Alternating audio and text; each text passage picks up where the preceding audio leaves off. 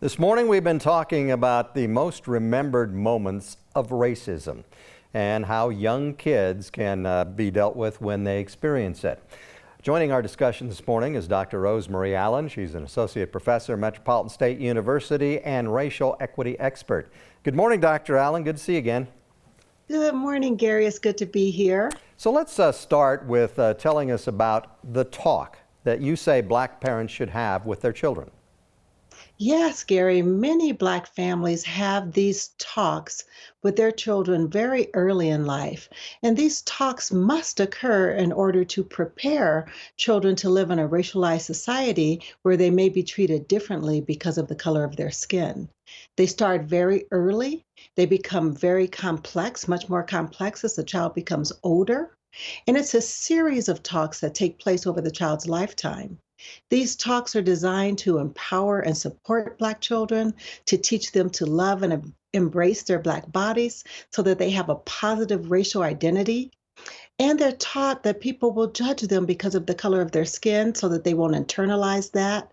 And they're taught very simple things like how to respond to the police. They're taught how to move around and navigate retail shops, for instance, to make sure they have a bag and a receipt before they leave the store.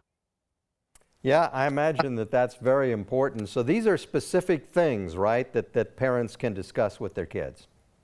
Absolutely, very, very specific. They're also taught things like the fact that they may not be able to do and engage in some of the activities that their white peers can because they may not be given the benefit of the doubt in the same ways.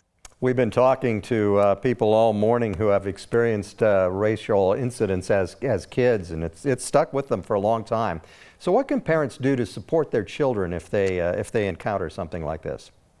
The first thing is to make sure you are giving your child unconditional support and to allow them to feel all the feelings from being frustrated to angry and sad. Make sure you let them know that they did nothing wrong. You also have to resist the urge to tell them to ignore it or forget about it because that's really not helpful. It can lead to internalized feelings of frustration and despair. Notice changes in your child's behavior. And then one of the most important things you can do is to make sure your child is empowered to take action.